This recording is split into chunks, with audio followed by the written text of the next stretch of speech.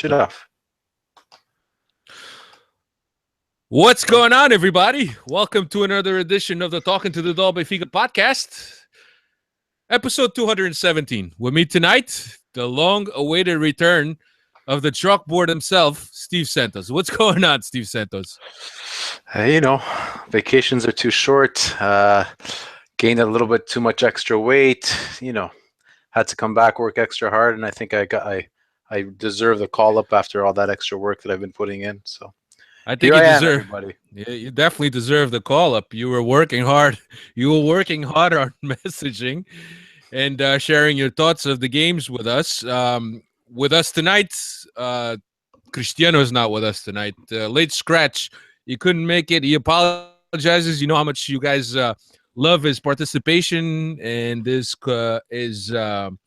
take on these games, but unfortunately he couldn't be here tonight. We hope that he's here next week. On tonight's agenda, we're going to look back at the Napoli game. We'll also look back at the Feirense game. We'll look ahead at what's coming up in October, and I think that's about it. So we're going to try to make this a short one. But before we start going, I just wanted to talk about Mario Wilson. As you know, Mario Wilson, great Benfica coach from and national team coach from the early 70s and 80s, has left us, and he was a great Benfica and he'll be missed. I think that he won a championship for Benfica, if I'm not mistaken, in the late 70s. 1975, he was the first Portuguese coach to win a championship for Benfica. Yeah, and he's perhaps among many things that he's famous for and that he's known for. He's known for the one phrase that says, who's ever the Benfica manager or coach risks being a champion. Quem o treinador do Benfica arrisca ser campeão. That was his phrase, and that's perhaps the one thing that he's most known for. More recently, his speech about Eusébio and Coluna at the Gala do Benfica is definitely something that you might want to catch on YouTube if you haven't seen it. Very emotional speech. He was I knew little of him because of my age, but from what I've read about him, from what I've heard about him, straight up guy, very politically correct, if you will, straight shooter, and very respectable of everyone, including our adversaries and opponents, of course. Long life commitment to Benfica. He's also started with academic, if I'm not mistaken. Was born in Mozambique, and like many other people from the colonies, came to Portugal. Played in Portugal, so on and so forth. I believe his son is a coach, and I want to say Angola, maybe. I'm not really sure, but I think his son is a coach. So if you also have a chance, go check out Vitórias em Patrimônio about Mario Wilson, and you will learn more about the man's legacy. Pedji was actually telling us a very curious story that he's learned, that when Mario Wilson was the coach for the national team, he called, how many players was it, Steve? He called something like 11 players from Futebol Clube do Porto. I lost Steve. The one. He's back. So anyway, but the story goes, he called a vast number of Porto players to the national team right in between legs for the Champions League, where I think Porto was playing Bayern Munich, if I'm not mistaken. So Porto didn't take that over too well. 9 players apparently. Somebody just corrected. Cristiano just corrected me. Cristiano's on messaging, but he's not here. Anyway, we got a great show for you tonight. As I said, we're going to look back at the Napoli game. Benfica's match day 2. They traveled to Naples to play Napoli. Patrick previewed that game for us. He was also in attendance. Unfortunately, Patrick couldn't be here, but we'll give you a little breakdown. I'll give you the lineup real quick. Júlio César was in goal. Semedo, Lilu, Lindelof and Grimaldo were in defense. Feza, Almeida, and Horta in the midfield. Pizzi and Carrillo on the wings. Mitroglou was up front. And look, this is something that in the preview to this game, we kind of I talked about, and I was the one that said I see Vitoria doing something to maybe defend against this Napoli midfield, but I don't know if he's going to be inventing and putting Almeida in. And sure enough, he put Almeida in there. Santos, Steve, what do you make of this Almeida thing introduction into the Napoli game? Well, it's Napoli play very well out of the back.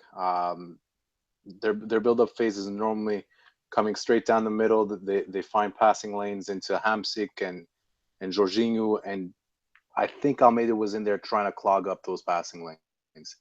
The thing is, Almeida, that's a game that you can't come in with a lack of rhythm that Almeida did. And if you watch that match, Almeida was always a good 3-4 steps behind the play. So by the time he's reaching where he's supposed to be, the ball is already knocked past him and into the area behind him. You've seen a lot of instances when Napoli pick up the ball in behind Almeida and have direct access to our back four. It's actually surprisingly enough that of all the goals that they scored, I think only one came from open play, because they seem to have an easy go to get in behind Almeida and with access to our back four. If you think of it tactically, sure, it makes sense. It's a team that likes to build the ball up from the back, likes to really start plays and create from the center of the pitch, and then at times in the final third, they'll look for a little bit of width with Insigne and whoever they have on the flanks, because they have good players like Mertens and whatnot. But the idea was to break up that first phase, that creation mode, that when you get into that area just within the last third of midfield, where things really begin to happen for teams, that's what we're trying to block, and it didn't work. I think we have to be careful with really altering our shape to play versus other teams when we don't have the repetitions or the need to do that so often. So we have yet to play with two proper defensive midfielders. We've played with Andre Horta as a defensive midfielder to a save where it looked like he's a double pivot because he's next to Feirense, but we never played with two guys who are solely defensive minded. And to be honest, it didn't work, and there's a couple reasons for it. First one, I think, is what I said. I don't think Almeida was match fit enough or had the competitive edge that he needed for a game like that. That's a big stage to bring a guy in who's played very little football. The other is, I know me and you have talked about this in the past few days. I think Feirense is a lot more comfortable patrolling that area on his own, and having Almeida there and expecting him to be in places where he wasn't able to get to, I don't think Feirense really benefited from that. I think he probably would have been a little bit more comfortable to just try to clog up the spaces on his own, communicate with his center backs on where to push up to and close off spaces, instead of having another guy who neither sat nor went forward. He didn't really offer you the solidity that you thought he would, and he didn't offer you anything going forward either. So I didn't like. I could see what Rui Vitoria was going for, but I don't think the execution was correct. Yeah, I agree with you that the team doesn't have the routines to play like that. Just come out and just play like that when we haven't played like that all season. You could also make a case, Steve, and I think that you agree with me. If somebody's is healthy, somebody's is playing there. Yeah, instead of Almeida. You would have to believe so. A more natural center midfielder, a guy who could do more with the ball in a creative sense, and he could carry the ball better. You would have to believe that he would be the number one option to play if we wanted to clog up the middle like that. But yeah, Samaris is just not there. Yeah, and to be perfectly honest, I thought that Benfica had a pretty good half. Aside from the goal we gave up on a set piece, another set piece again. I thought that Benfica did very well. I thought that Benfica kept the ball well. When they were pressured high, they were able to combine passes to get away from the pressure. I just think that Benfica is lacking something in the final third, and perhaps this is perhaps It's where Jonas. Jonas is missing, where Jonas could drop. He could hold the ball. He could play a ball off. He's a guy that moves very well in between lines in that final third. Is a guy that could hold the ball and look for guys coming in, and that's how we build up in that final third. I think that right now we don't have anybody to do that, and we struggle in the final third. If we don't put pace in the play, in the passing, and if we don't use the guys on the wings, if we don't use the overlaps, we really haven't been able to do anything in the final third. I mean, we've been seeing this game in, game out, so we can't really wait for Jonas to be back because the team is going to look totally different in the final third. I thought that Mitroglou was extremely isolated. Again, with Feirense and Almeida having defensive responsibilities, Horta also trying to clog up spaces. And then in a transition, not being able to get Mitroglou involved. So it was tough. And despite Mitroglou having two good chances to get a goal from Benfica, two good looks in the first half, in the first 10, 15 minutes, I thought that after that, he didn't do much after that. I thought that Napoli did a very good job of defending him. And I thought Napoli did a very good job of isolating them from Benfica's final third play. So it was a tough game. They played well in the first half. And then in the second half, I'm not really sure what the talk was in the second half. I don't know if it was a lack of adjustment by Vitoria or maybe too many adjustments to better the team from Napoli's side. But I mean, we got a goal from a PK, which again, I think that was a lapse in concentration on the defensive transition. We'll leave a man on the outside open. He puts the ball over Julius Cesar. Julius Cesar sliding into him, takes out his legs, PK. Then again, another lapse in concentration where we had at the foul right at the edge of the box, and Napoli converted. I think that Julius Cesar could have done a little bit more, but I think that it was a little bit. And I don't know, Steve, if you could probably blame this on inexperience in the back. We're talking about both Lilu and Lindelof, guys that don't have a lot of experience. Grimaldo, albeit being a guy that does very well going forward, is the strongest suit is not attacking. And then you also got Semedo. So you got a very inexperienced back line. I don't know if we needed perhaps a calming presence in that back line in those first 15 minutes of the second half, and that's something that we didn't have. Well, I think that's a very good point. I mean, Lisandro is, I believe he's 25 or 26, but when it comes to European football, he's still very green. Still makes some errors that are not noticed that quickly because of the athletic prowess that he has.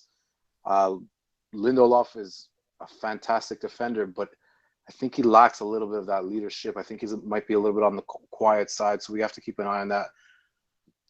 It was a game that the scoreline, I don't want to say flatters Napoli, but they are obviously a better side. We adjusted because we were probably aware that they're the better side, but it wasn't. At no point should it have been up like 4-1. I don't think they were that superior to us. I think there are a few things defensively at set pieces that just look like they lack a little bit of conviction, lack a little bit of aggression. The first goal, that corner, I believe it was the first goal. The corner at the near post. The team is set up correctly. For me, anyway, you gotta, in this day and age, you can't completely man mark on set pieces. You will get found out. So they play a mixed zonal defense along the top of the six, and they will man mark along the top on runners coming in. That was done correctly. Just we didn't attack the ball, and a little guy beat us to the first post with nobody also on the post to block the shot coming in. So it's the little things that I don't that need that extra bit of concentration that I think we're missing out on. But to be absolutely honest, I watched the game after knowing the result. I was expecting a different look from Benfica. I was expecting us to really be super poor and look like we were outclassed, but it was only a good 7 or 8 minutes where we had a complete lack of concentration and we went down Yeah. 4-1 or 4-0, I believe it was. Yeah, 4-0. They scored their fourth goal in the 58th minute. Again, a miss by Julius Caesar, who, by the way, had an horrible night, like a lot of keepers do, and most keepers do. Every keeper has a horrible night like that where you can't really get anything right. I mean, I can't blame. I mean, I could blame the guy, but I can't get down on the guy because he's held us in games so many times that, it's expected. Everybody has a bad night. I think as a player, especially playing in such a big stage, but it was just too obvious that he was having a really bad night. The fourth goal, he misses, and then there's a bounce off of Smithu, and it falls right to the guy, which was an easy tap in. And Napoli is 4-0. They only had one goal really off of running play. Everything else was a dead ball situation. You had the free kick, you got the penalty kick, and you had the corner kick. So I mean, perhaps a little bit of encouragement from Benfica, and I also thought that the way they came back and were able to get 2 goals in, it really kind of left the team. With good hopes for this for the second time they played Napoli, which is the last match day. I don't think that the Benfica team, Benfica players feel that Napoli were much superior to them in that game. Yes, they were the better team that night, but I think that Benfica is convinced after this game that they could play toe to toe with Napoli, and perhaps in the match day 6, Benfica will have a different approach playing at home. What do you think? I would hope so. I didn't. So I was at the Besiktas match, and I found that we were really doing a very good job of controlling the depth of the pitch.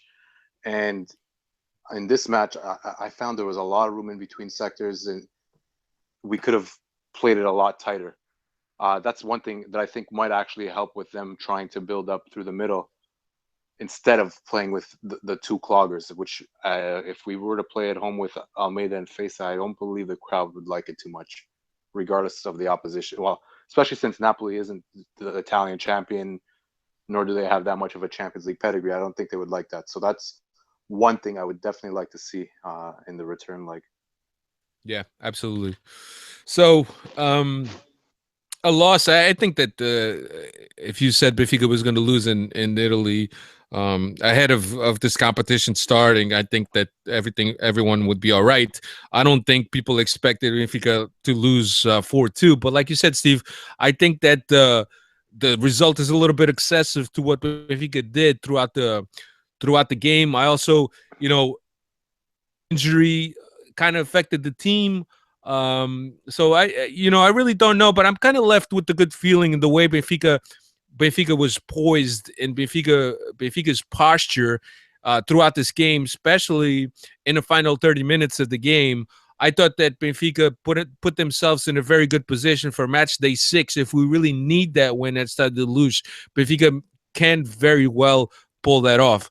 So as it stands after 2 match days, Napoli has 6 points. Besiktas tied Kiev. They have 2 points. Kiev has 1 point, and Benfica has 1 point. Next game, Benfica will travel to the Ukraine to play Kiev, and Napoli will host Besiktas. So if Benfica beat Kiev, and we expect that Napoli will beat Besiktas at home, there's a good chance that after match day 3, Benfica is in second place and really in a driver's seat of this group, I think.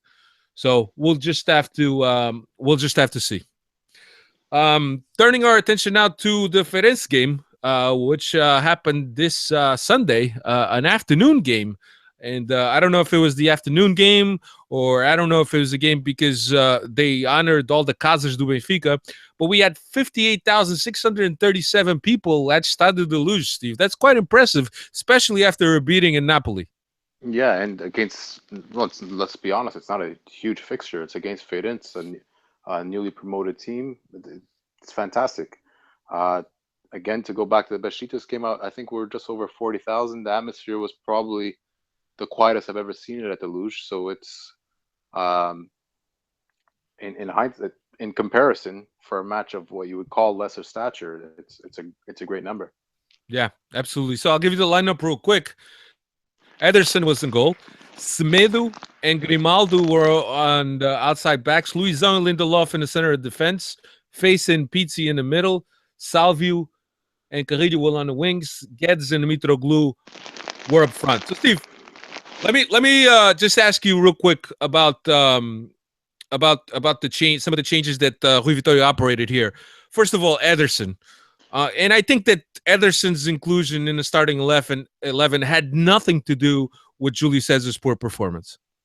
I'd have to agree with that. I don't think Rui Vitoria is the type of coach that's going to be punishing players, and now we're never going to see Julio Cesar again because of a bad match. As much as he doesn't want to admit that he's going to be rotating keepers, I think he's going to have to. I think, like you have mentioned earlier on the pod, I think it was last week or maybe the week before that, you're not losing much by going from one keeper to the other.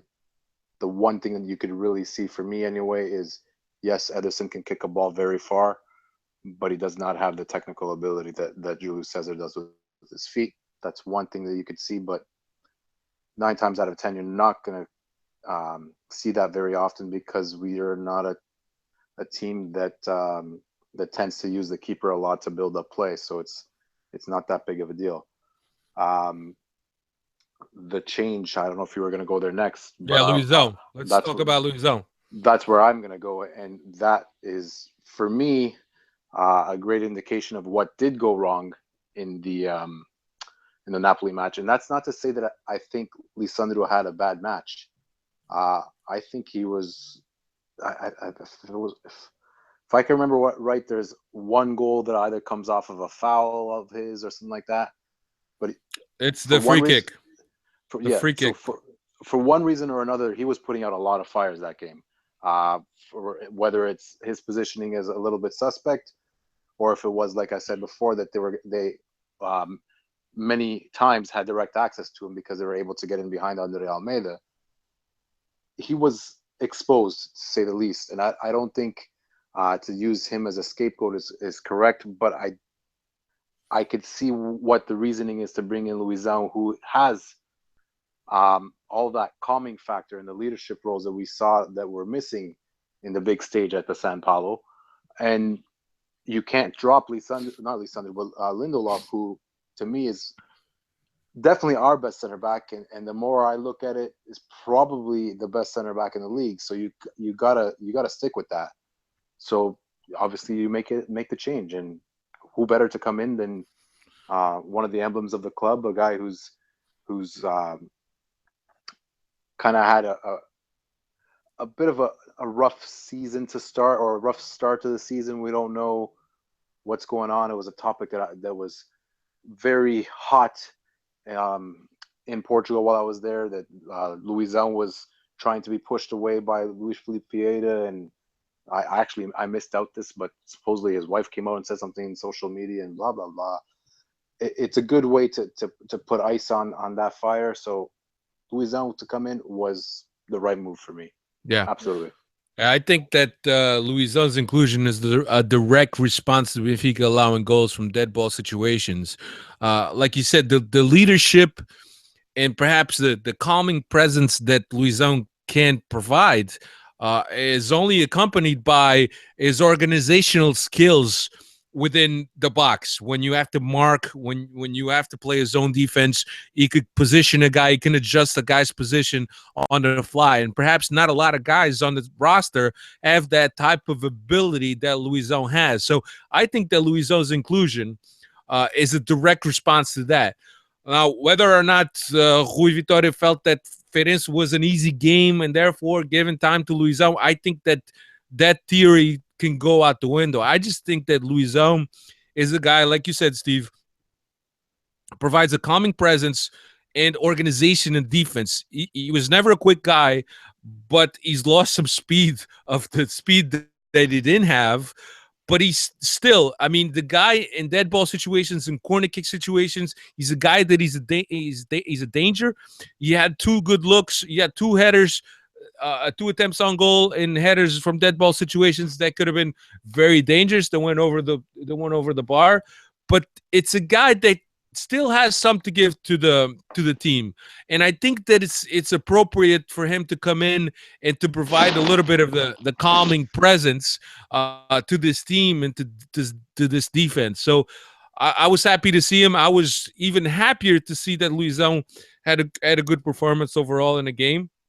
Ah, The one guy that in a free kick for Grimaldo in the last goal, that he kind of destabilized the wall so we could get that ball over the wall.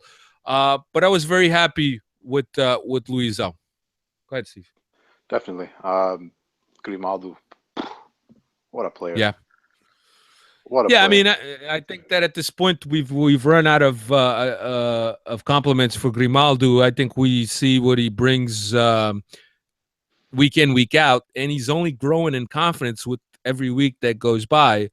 Definitely one of the key players in this team. But I wanted to talk about Carrillo. Carrillo got a chance in Napoli, first start of the season, if I'm not mistaken. Then he got another chance against Feirense. So here's my thing about Carrillo, right?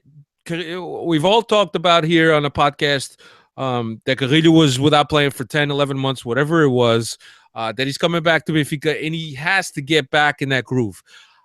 I don't know how else Carrillo is going to get game rhythm without playing. And it's not going to be the 30 minutes that he gets when he comes in off the bench in the 60th minute. I think that he has to be given these opportunities. To be fair, he hasn't made the best of his opportunities, but he's a guy that I think that Rui Vitoria has a lot of hopes for, and he's trying his best to give Carrillo chances so Carrillo can make the best of those chances. Just right now, I think he lacks a little bit of intensity. He lacks a little bit of confidence. I don't think he has that speed yet, that game speed yet that we've seen from Carrillo. So I don't know. What are your thoughts on Carrillo? Um, to be honest, it was a risk that I wasn't really keen on taking. Remember when there was talk of us being able to just flip him easily to Atletico Madrid for whatever the sum was. I was like, go for it. There's a lot of ability there. There is the guy when he's on the ball, you could see that there's that little bit of extra something there. I mean, uh, just how smooth his body movement is, and just how he has like body feints without even really moving the ball. That's the player. That's the type of player that Chris likes. That he's got that Ginga, but defensively he seems to be either not willing to do or not knowing where he's got to be. I Does not. He doesn't have doesn't. the instinct. It's not there. Is it because he's missing a year's worth of competitive edge of rhythm? I don't know, but in the same sense that Rui Vitoria is out there, because he's missing that.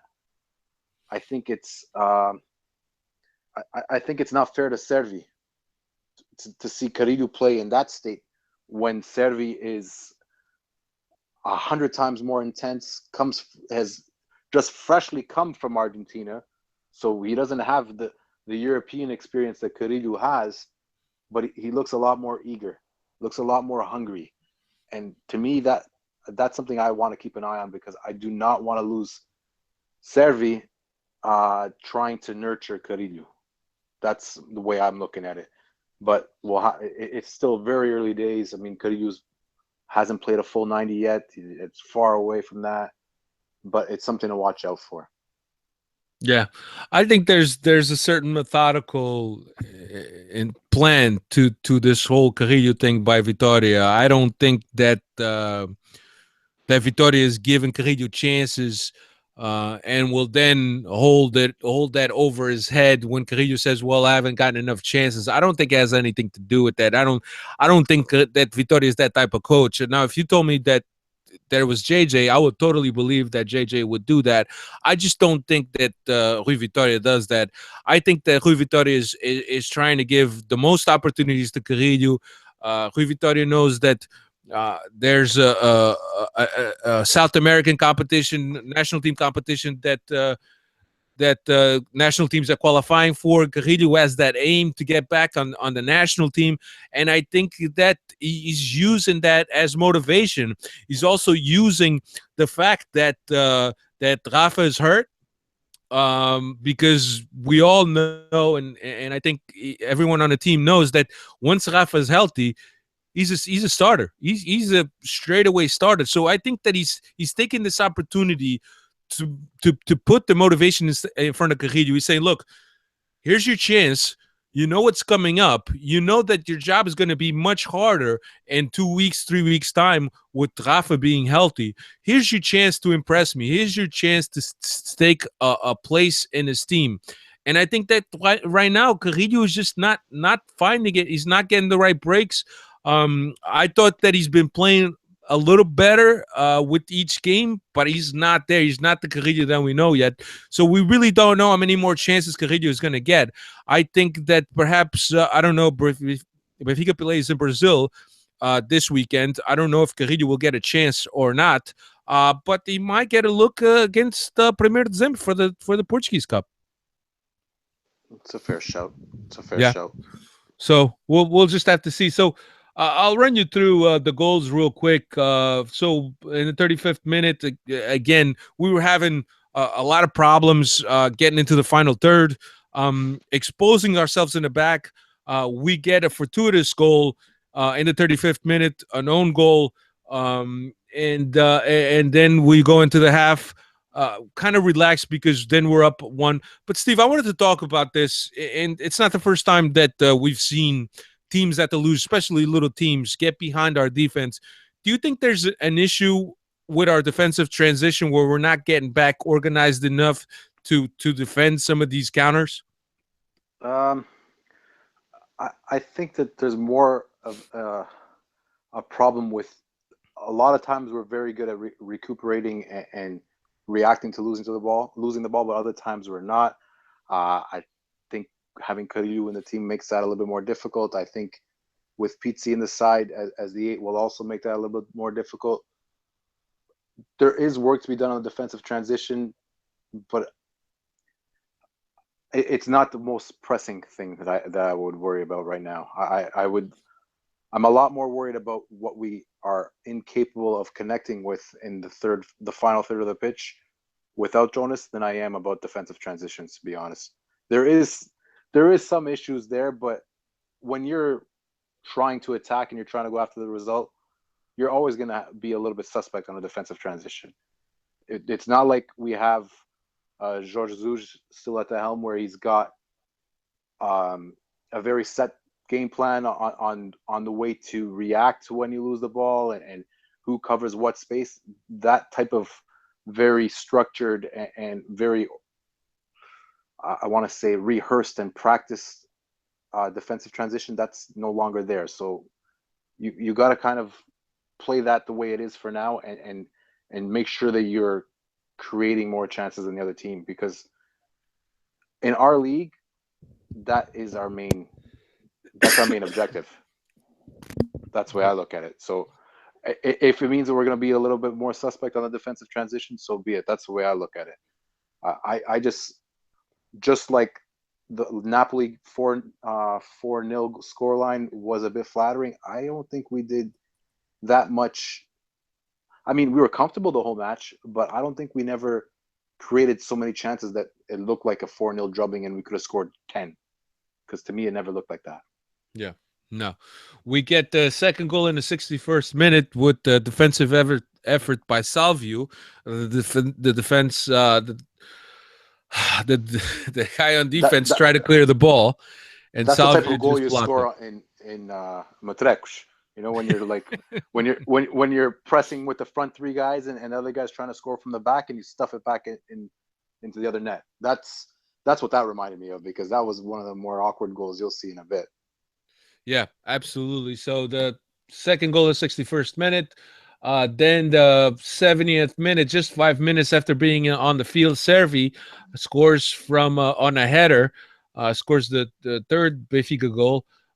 Then in the 90 plus, we saw Grimaldo with that beauty of a free kick that we've kind of grown accustomed to see now. Grimaldo taking those free kicks. I believe from watching the game, there was a conversation going on between him and Pizzi, and I think at this point you gotta back off. You gotta say, this is you, because he has proven Yeah, time and time again that he could score those free kicks, not only from direct shots on goal, but also from serves from the outside, from service from the outside. So, I mean, there's not much more that we could say about Grimaldo. I don't expect him uh, to be in Benfica past this summer.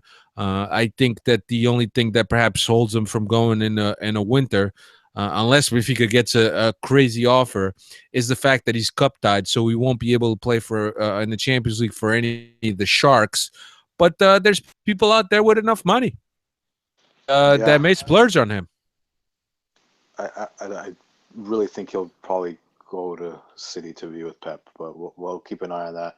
I would hope not until the summer, but Right, we'll see. right. So It wouldn't be the first time someone comes in with a cup tie for a no, cup tied player. So definitely not. So Benfica grabs the precious 3 points after Sporting's meltdown in Guimarães. So Benfica is now in first place with 3 points advantage on Sporting, who's in second place. So I mean, we couldn't be happier. Um, let's. I just wanted to throw out some numbers. We talked about Luizão. Luizão has now played his 295th league game for Benfica. He's 10th all time, just behind Tony with 298 games and Eusebi with 301 games. Number one is Nene with 422 domestic games for Benfica. Also, stats from a team perspective, we are in first place with 19 points, 6 more points than what we had last year. 6 wins and 1 tie. We haven't lost yet. 17 goals for, 4 against. That's best attack and best defense, I think, tied with Porto. Last year, we were fourth place after the seventh round. We were fourth placed with 13 points. As I've said, 4 wins, 1 tie, 2 losses. Steve, what do you make of this? I mean, we have all these injuries. We got key guys. We got guys that we brought in to make a difference, injured, that aren't able to give their contribute. Yet, Rui Vitoria finds a way. you can't complain about the numbers. I mean, um, you lose Jonas and you're already expecting the worst, but we're in first place. You haven't lost a match. You can't go wrong with that. My only thing is that it's not how it starts; it's how it finishes. So it's just when Jonas comes back, I hope it and the other players, I hope it just keeps on continuing and we don't hit any dips. But as of right now, we cannot complain. We just gotta keep on trucking. Yeah, absolutely. And, you got to be optimist when you look at all the guys that are still yet to come. You talk about Jonas, Rafa, some other guys. You got Jardel. A lot of guys are big Jardel fans in the back. So when you got all these guys yet to be healthy, I mean, you got to feel positive about what's to come for Benfica. And Benfica is going to take a short break now, as we are. We're going to take a short break for the halftime headlines, and we'll be right back to wrap up the rest of the pod and answer some of your Twitter questions.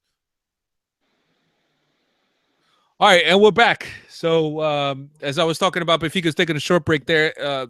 The league now stops for international break. I believe there's a double fixture, if I'm not mistaken, right? One this Friday and then one midweek next week, Steve, if I'm not mistaken. I don't I'm I don't pretty follow sure. I don't follow these things. I'm pretty sure you're correct. Portugal, if I remember right, has a couple of easier games. I believe. You got Andorra and Ilhas Faroe, I believe, I if I'm believe not you're right. mistaken. I believe that a couple of easier matches where we're expected to score a lot of goals and Yeah. yada A- yada. And I So was, to be perfectly honest, Steve, I was very happy that none of the Benfica players had made the national team. And now, as it turns out, Cedric got hurt and they called up Semedo. So now I'm cross thinking, your oh, man, fingers. let's hope nothing happens with Semedo because with all the luck that we've had this season, it wouldn't put it past past anything that Semedo came back from the national team hurt. As you recall, the last time that Semedo played for the national team, he came back hurt, had that knee surgery, wasn't the same for the rest of the season. And this was a guy that was showing a lot of promise in the beginning of the season that we thought this guy is going to be our right back for the rest of the year. And as it turns out, after going to the national team, which Chris could argue that it was unwarranted, he came back with an injury that he couldn't really shake off till this season, obviously. So the next game for Benfica plays in Brazil. I think they play Santos, if I'm not mistaken, in Brazil this weekend. It's kind of a celebratory game. I don't know exactly what they're celebrating. I know that Leo was in Portugal at one point promoting that game, but I don't know if it's the opening of the stadium or some kind of anniversary. Somebody hit us up on Twitter and let us know exactly what it is because I didn't look it up.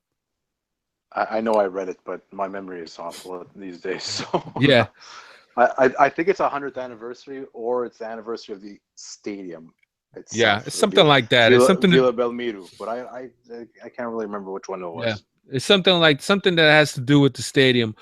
So next official game for Benfica, the Portuguese Cup against Primeiro de Dezembro. A team they're gonna play at Estoril. Was it Coimbra da Mota, Estoril's field? I always get that wrong. I believe that's correct. Coimbra da Mota, Estoril's field. That comes up on the 14th of October. Then Benfica will travel to the Ukraine on the 19th to play Dinamo Kiev. Then we'll go to Belem on the 23rd to play Belenenses in a game where we could beat our away win record of all time, a record that's over 43 years old. And to finish off the month of October, we host Passos Ferreira at Stade de Luz.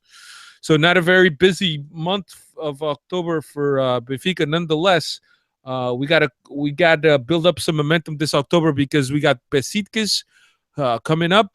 We got the Dinamo Kiev return leg at Stade de Luz following match day 3.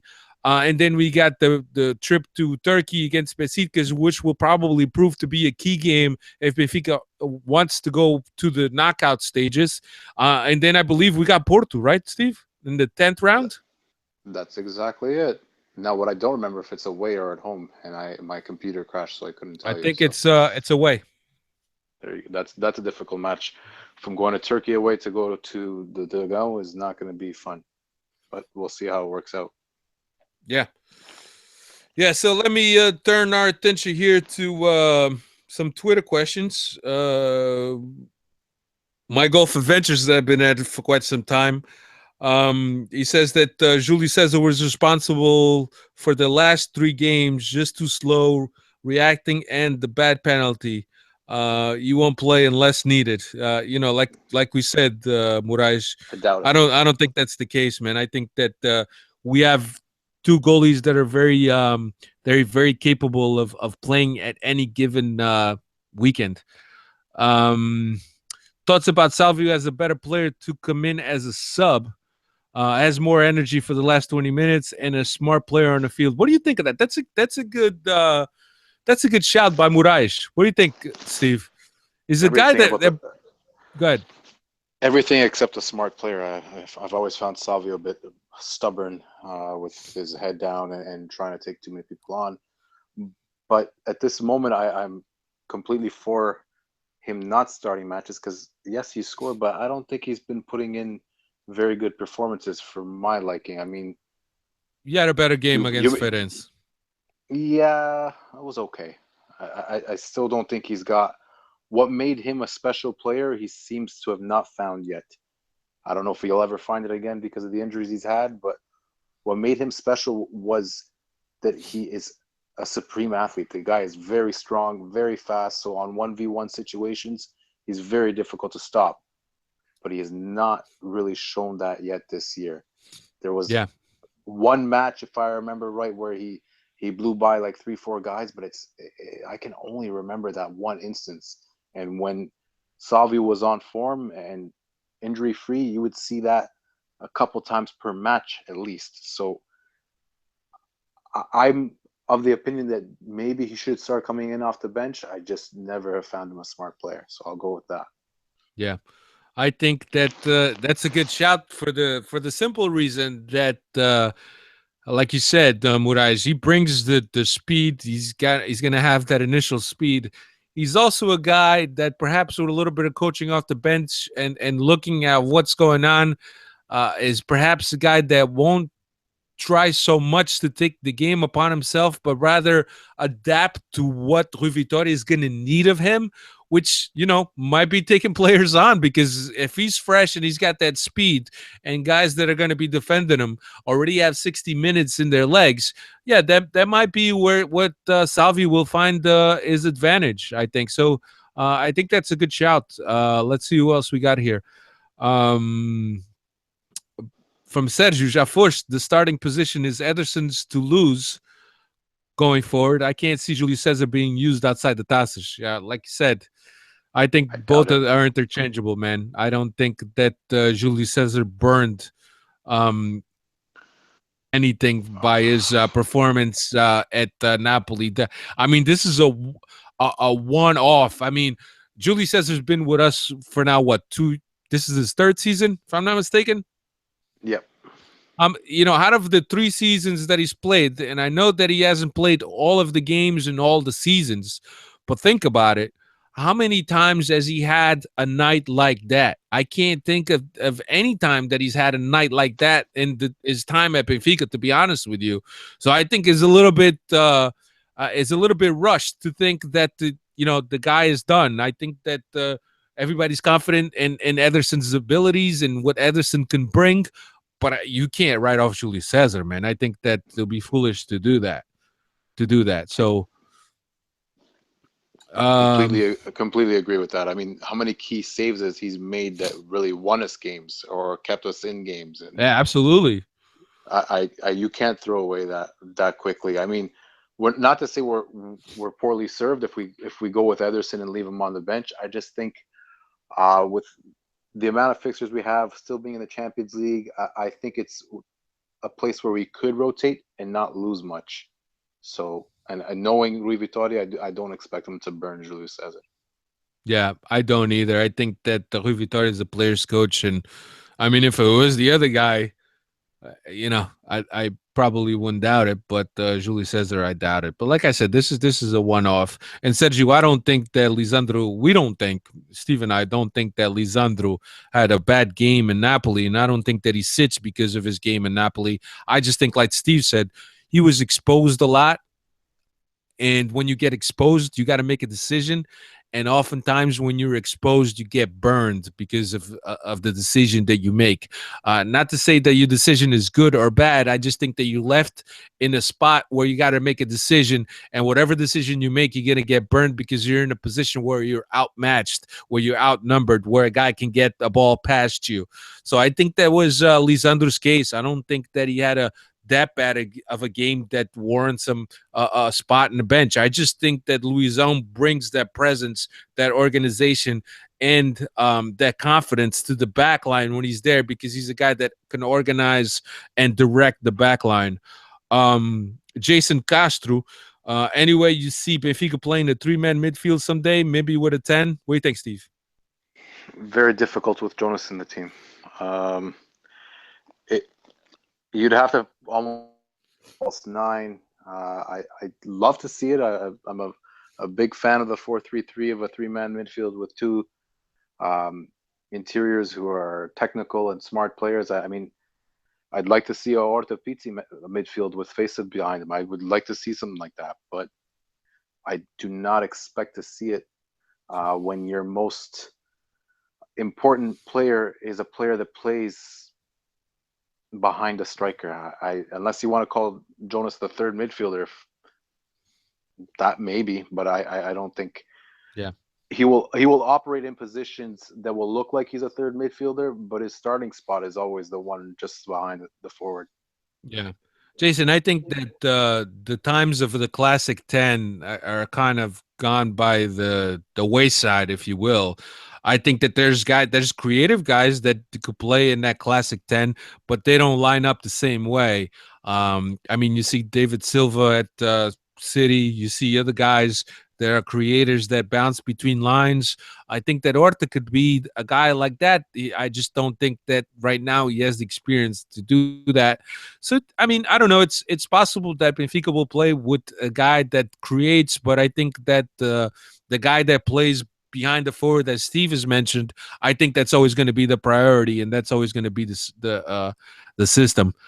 Sergio já foste asking about Danilo, Steve. I think Danilo will get a chance in Brazil this weekend. I believe that he's been declared fit to play that match, and I believe the same thing that you do, that he will play in that match. I'd like I'd like to get a good look at him. I'm very curious to.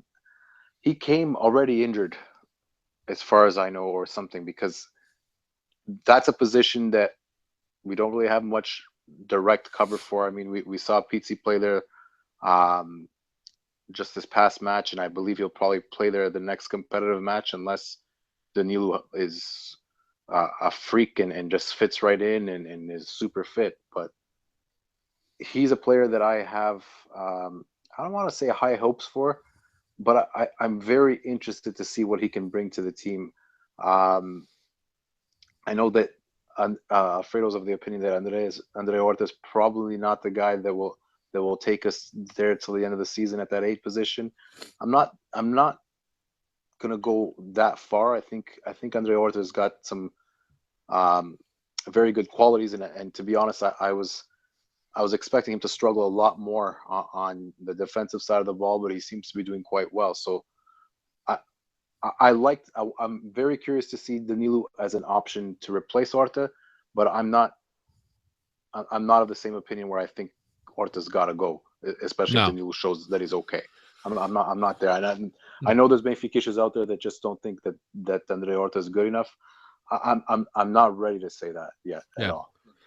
Yeah, my take on Andre Horta is that it's not that he's not good. I just don't see him in that position. And I think that Danilo is a different player. You will add something different to the midfield He's got a than lot more Horta physical qualities. than Horta will. But Danilo would also be missing some of that in between lines play that Horta could do. Also, I think that Horta, as far as the long pass, has better vision for the passing. I don't know. I haven't seen Danilo a lot. I don't know how his passing is, but I think that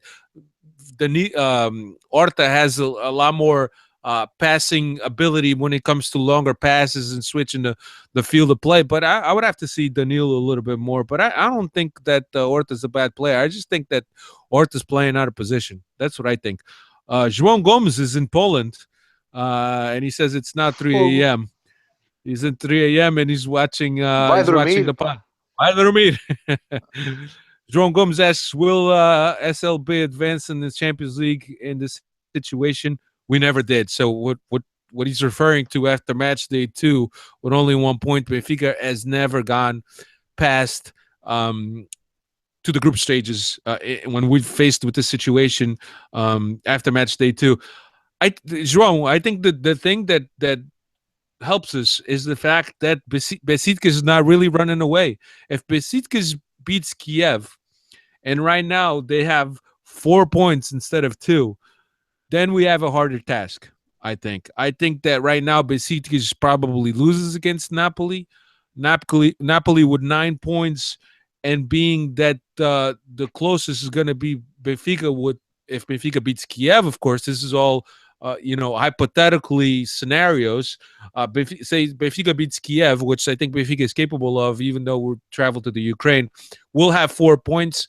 Besiktas will have 2 points. Napoli will have 9 points. So that's all Napoli really needs is a tie to clinch with 2 games to go.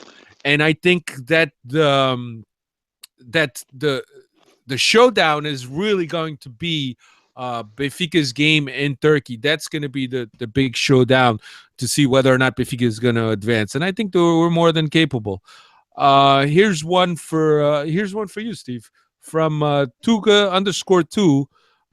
Michael, will Ruben Diaz get any play time in the upcoming cup games, or will Rui Vitoria go for Luizão and Jardel/Lisandro mix? Um, I think we're more likely to see some B team inclusions in the Taça da Liga than we are in the Taça de Portugal. So I'd have to say my first hunch would be no, we wouldn't see Ruben Diaz in this upcoming match versus Primeiro de Dezembro. But hey, I'm not Rui Vitoria. He might have other ideas.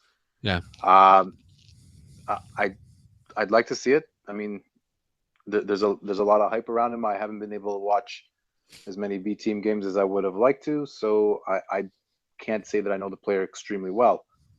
But we'll have to keep an eye on that because there also is a player that was included in the first squad, Kalaisa, I can't remember Yeah. the proper that Calais.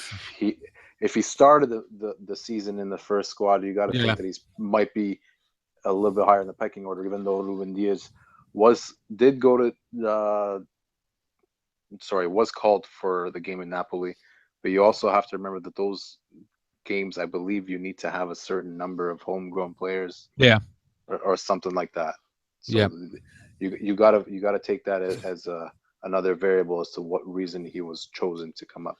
Yeah, I have to agree with Steve. If anybody's going to get called up from the B team, it's going to be Kalisa, especially because he played with the A team in the beginning of the season. Meg, it seems Salvio has found his footing again, but of you seem to think he will be sold either in the winter or in the summer. I don't think they will be sold in the winter. I don't think there's somebody that desperate to grab Salvio, and he's not really blazing any trails. But I think that Benfica is prepared for the sale of Salvi. So it's depends how his season goes. It's very possible that Salvi leaves at the end of the season. So we'll just have to see. Já foste comemorações dos 100 anos da Vila Belmiro Stadium in honor of Leo. So it's a double homage, if you will. The 100 years of the Vila Belmiro Stadium, and also I think it's Leo's last game with Santos. So we'll just. Leo still plays. I think that it's probably his goodbye game. Maybe his what do you call those games, Steve? You know what I'm talking about. I know exactly where. Not farewell. What do they call them There's again? another. There's another game. There's another Yeah, name for that. yeah. We'll think about it and post it later. Yeah. But I thought Leo was over 40 at this point. But okay. Yeah, it probably is. Um, Here's a final question for Jaforst. He always says it's a final question. And the most special, he's asking you, Steve, if you go to the Museu de Cerveja, and what would you recommend as a dish? The Museu de Cerveja. Yeah. Did you go there? Or is I that too didn't go. is that too commercial for you? I didn't go there this year. I went 2 years ago, and to be honest, I don't remember what I had. I don't think the food was spectacular, but they do offer as an appetizer the same things that I sent you a picture of that made you go crazy. Pastéis de bacalhau com queijo de cera in it. That's delicious, dude. That was ridiculous. The first time I ever had it was at the Museu, and it's really good. Now you can get it just up the street on Rua Augusta. They have their own little shop where they make them there as well, and it's really, really good. There you go. Kevin says, till Jardel is 100%, do you start Luizão Lindelof from now on? I think it's going to vary from game to game. I don't like you said, I don't think Lisandro did that well to just be benched, but Luizão does bring a certain factor. Let's see. In the upcoming game versus Santos, this is also from Kevin. Will Jonas and Raul be fit to play? I don't think Rui Vitoria is going to rush him in. Yeah, I don't think either of them would play. Even if they were fit at that point, I don't think you would risk playing one or the other fresh off of injury to play in a friendly. Yeah, Brazil, no less. First comes through testimonial game. There you go, testimonial. Yep. So I think that's that's it. That's all we got. That's all the questions we have. Actually, this turned out to be a little longer than we were prepared for. But anyway, um, it is what it is. Next week, since Benfica is not really playing an official game, we're probably going to take a break, just like Benfica from the podcast. We'll see what's going on. Maybe we'll have something special for you guys. We'll see. Also, before we get into all the goodbyes, I wanted to give a shout out to Bruno, who's been a supporter of the podcast. If you guys know Bruno Pereira, right, Steve? Bruno Pereira? Yep. Yep. He is part of the Lateral Esquerdo website, lateralesquerdo.com. He is, if you guys go on there, they have very good tactical breakdowns of teams and talk about all of the relevant subjects in Portuguese football, not only Portuguese football, but international football. They recently started a podcast, and we want to give a shout out to those guys and tell everybody to check them out. Like I said, they're at lateralesquerdo.com. If you want to follow them on Twitter at LATESQ, I think that's where they're at, right? LATESQ, right? No, there's another. The hashtag to ask questions on the pod, which is in Portuguese for anyone who is not as good with the language like me. I'm not that great. That's the hashtag. I'm not sure that we got the Twitter handle. The Twitter handle is at LATESQPOD, I think. Lat scared POD. I thought that was the hashtag, but we'll figure it out. We'll figure it out. We'll figure it out. I think we'll do a much better job next time. Yeah, their podcasts. I've actually tweeted a couple things off of my account from them, but all you have to do is go to lateralesquerdo.com and you can find their podcast there, and then you could also subscribe on iTunes. Steve Santos 6 at Steve Santos 6 at Tencio10 is where you can find Cristiano Oliveira. At Benfica Podcast, benficapodcast.com, planetbenfica.co.uk. What else we got, Steve? We got to send shout outs to anybody. You hooked up with João Gomes in Portugal? I did. We had a lovely little meal at Colombo after the match. Lovely bloke, like the English people like to say. Nice Lovely to meet you, man. bloke. Good, man. It's always good to meet the fans. All right, I think that's all I got. So maybe next week, if not 2 weeks from now. Thank you very much for checking this out. Hopefully Cristiano will be back with us. Miss you, Cristiano. Wish you were here. Anyway, thanks everybody for checking this out. Thanks everybody to watch this live. We'll be on iTunes. Don't forget to subscribe on iTunes and all that good stuff. Rate us, and you know what to do. Thank you very much. Thanks again. See you, everybody.